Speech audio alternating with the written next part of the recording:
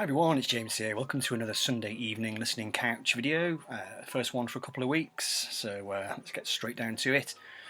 In the background, Chick Corea. Now he sings, now he sobs.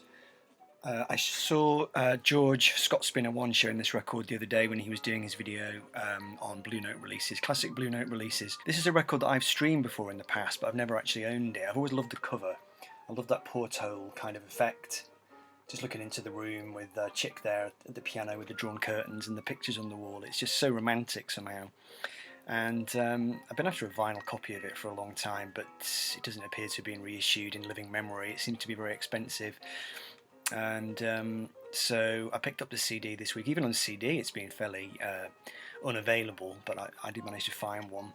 And it's very kind of straight ahead stuff really. Chick Corea, Miroslav Vitus, bass player, founder member of Weather Report, and Roy Haynes on drums, the great snap crackle pop drummer Roy Haynes, who does a couple of brilliant solos. And yeah, it's pretty busy. It's busy, boppy kind of piano trio music, quite mathematical at times. It's kind of after a few tracks, your brain starts to get tired. You know, it's very unrelenting, I guess is how you might describe it.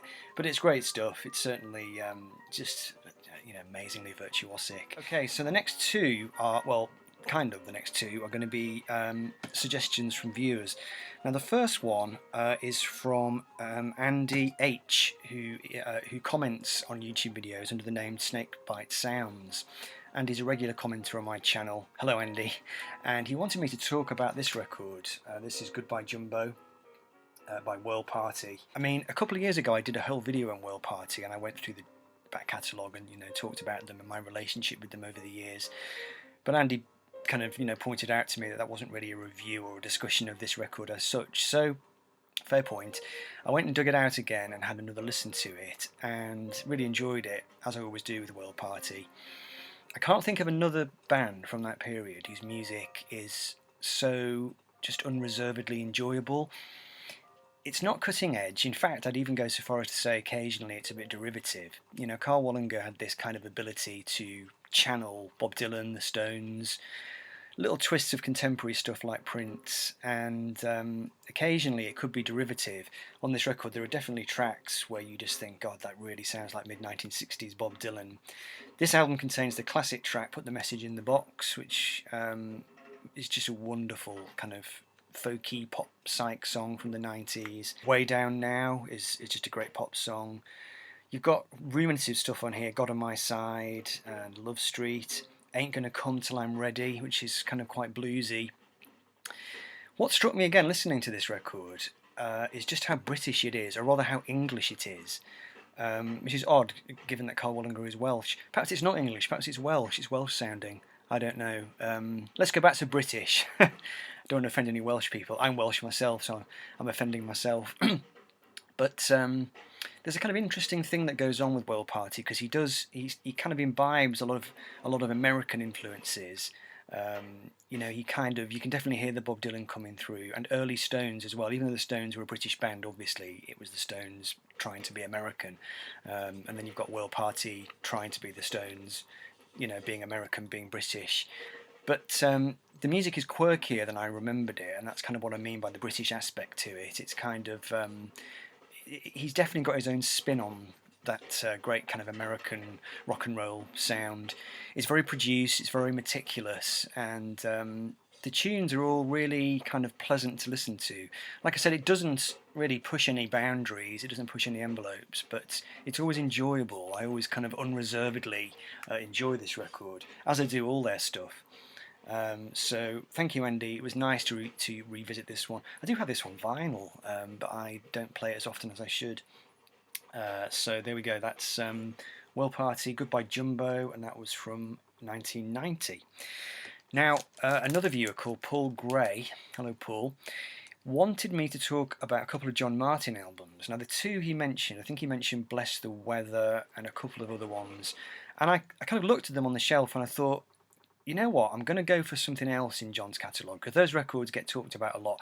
I should say Bless the Weather is probably my favourite John Martin album. But the one I wanted to highlight is this one, because this has long been a favourite as well, and it's not one that gets talked about very much. This is Cool Tide, which I think came out at the same year as the World Party one. 1 year later, came out in 1991. This was my first exposure to John Martin.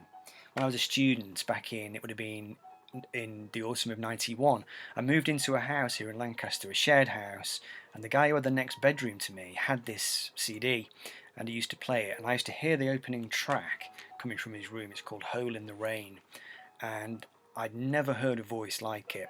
This is quite late on in John Martin's career, and he'd gone through the 80s, or he'd come through the 80s making some rather kind of tasteful, should we say, or tasteless 80s albums. I say tasteful, tasteless. It's that thing where, you know, back in the 80s, lots of artists thought that they were making tasteful 80s music, and then a few years later, when you listen back to it, you hear all those kind of slightly dated sounds. And he made a couple of records in the 80s which definitely seemed to stray a little bit away from his natural muse or his natural inspiration. I mean, he was a very interesting artist anyway, because he kind of trod that line between folk music and jazz, really. And in the 80s he kind of went a bit kind of wine bar jazz. Now this record came out in 91, and it still contains elements of that 80s sound, that slightly kind of polished sheen, but he's moved into the 90s and the sounds are starting to become a bit more timeless. Very, very nice production, very kind of deep, lots of clarity, lots of, you know, bottom end, lovely bass playing. And just the songs on this record are fantastic. Jack the Lad, check that one out, really quirky song. And the opening track, like I said, Hole in the Rain, and the closing track, which is 12 minutes, Cool Tide. Wonderful stuff, you know. And at this stage in his career, John's voice he'd got this real kind of guttural quality. It was he was still doing the jazz phrasing, you know, drawing notes out and doing interesting things, almost kind of scat singing at times, and his voice is ravaged, but not unpleasantly so. Obviously, he was a very hard-living guy, you know. But the songs on this record, they seem to have a kind of like a kind of hard-bitten wisdom to them. And there's definitely a bit of a spiritual side coming through. And you know, my advice to you is, if you've explored John's catalogue chronologically and you got a bit put off by some of those 80s records, then I'd say it's definitely worth checking this one out. Cool Tide. From 1991.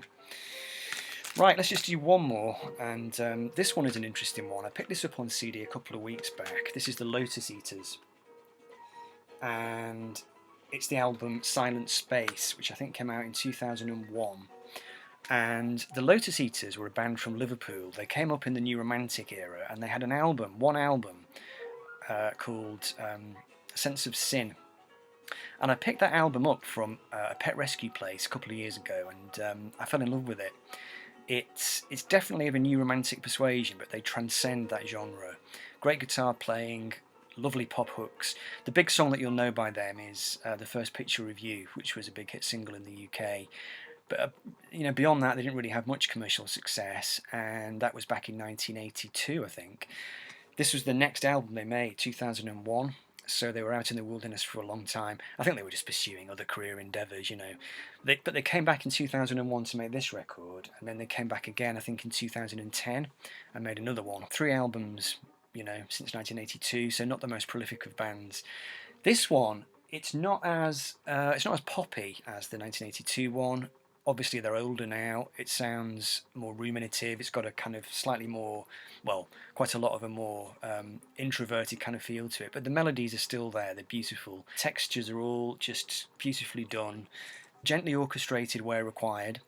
And again, just really nice guitar playing, and just a great sense of songcraft. There's great singing as well. The guy's got a really, really kind of emotional voice. There's something about his voice which kind of gets me.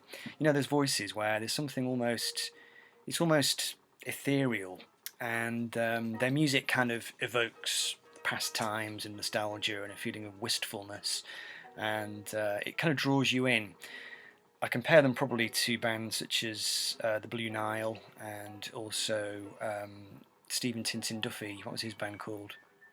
Mine's gone blank. But you know, it's that kind of sort of early 80s, slightly orchestrated pop music, just really beautifully done. Anyway, so that's the Lotus Eaters and the album Silent Space. So there you go, that's your lot for this week. Thank you to Paul Gray and Andy H, Snakebite Sounds, for your requests, and I will see you in the next instalment. Thanks for joining me. Bye.